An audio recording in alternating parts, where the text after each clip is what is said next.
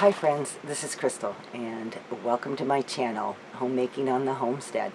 Today we are going to be discussing homemaking skills, important and valuable homemaking skills that I think most all homemakers need. And this is number 5 in my series, and we are going to be talking about sewing and a little bit of touching on crocheting, knitting, cross-stitch, embroidery, things like that, domestic arts. But mostly I'm kind of focusing on sewing because there's only so much time in a video. If you haven't seen my other 4 videos, I will have them in the description box below linked.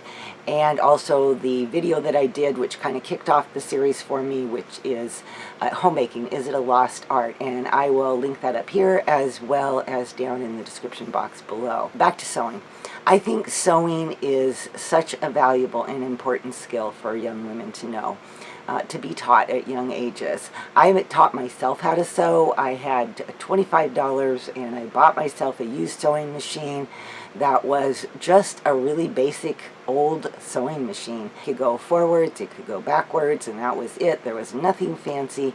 But on that little sewing machine, I created so much clothing. I was pregnant with my first child, and I made myself little maternity sundresses and shirts and shorts, and I got, basic patterns from the fabric store, teach yourself to sew or teach you to sew. I was fortunate because I had a very good friend. Her name was Sandy. If you're watching this, Sandy, hi, we're still friends today.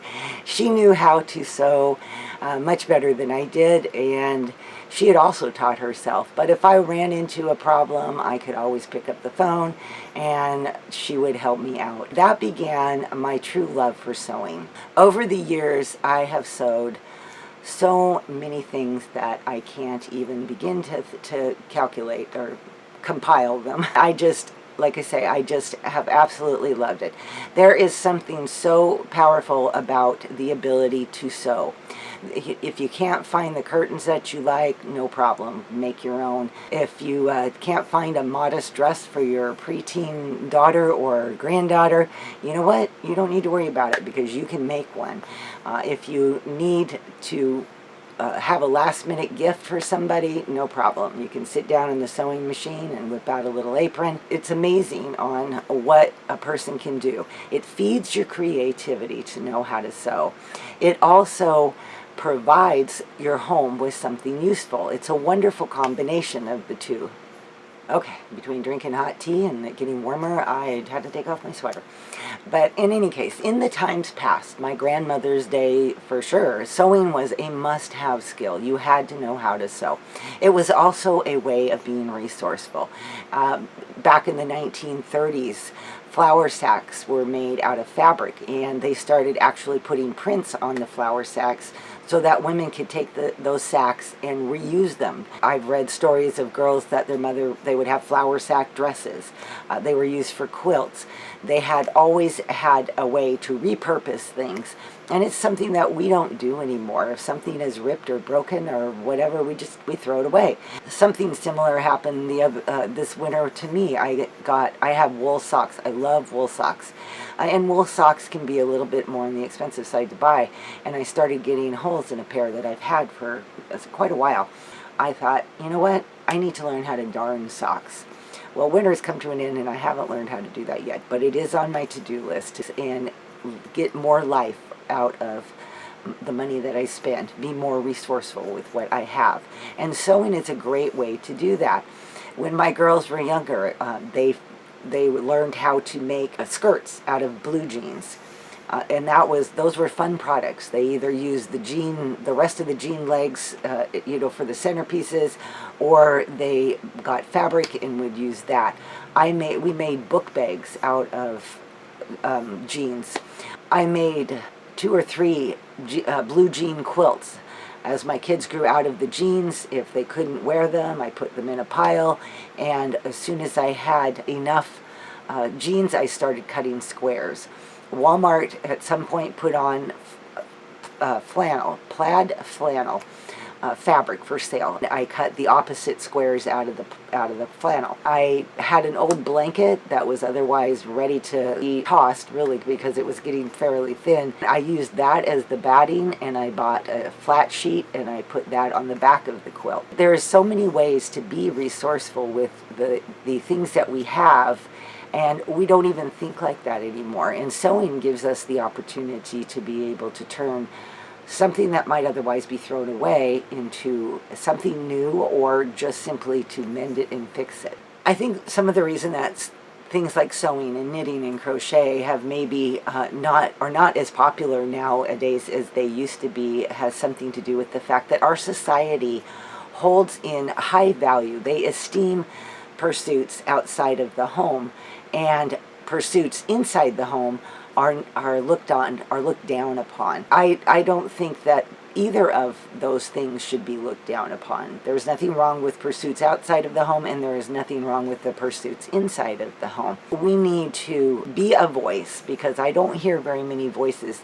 out there esteeming these types of domestic arts and encouraging people. I think when I think of the term home, it brings to my mind not so much the physical features of a home, but the feelings, the essence of what home means. It means cozy, it means safe, it means warm, it means peaceful. And I'm always amazed how homemade things in a home can enhance that so much. Handmade Afghan, crocheted and on the back of the couch, homemade curtains on the windows, a homemade quilt. I mean, if you have a quilt from your mother or grandmother, you treasure that. And I think that those things bring a unique character to our homes and a uniqueness that is hard to replicate with things that you buy. Now, that's not to say that if you buy things in the store that you're not going to have warm and cozy and all that good kind of stuff, because you can, and I've seen it.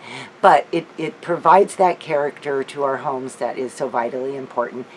And it passes down these arts for many generations to come. They could otherwise maybe be lost. Sewing is an inexpensive way to decorate our homes. One of the things that I have done over time is to make curtains and comforter covers for my kids' rooms. I was able to take the comforter that I was currently on the bed. There was really nothing wrong with it other than the outside of it was getting threadbare. I bought sheets, flat sheets, which were less expensive than fabric, and I bought a little bit of coordinating fabric, and I used those two things together to create covers for the comforters and to put curtains on the windows. One of the things that I have heard people talk about today is, with the cost of fabric, you have to ask yourself, is it really necessarily the most frugal thing to do?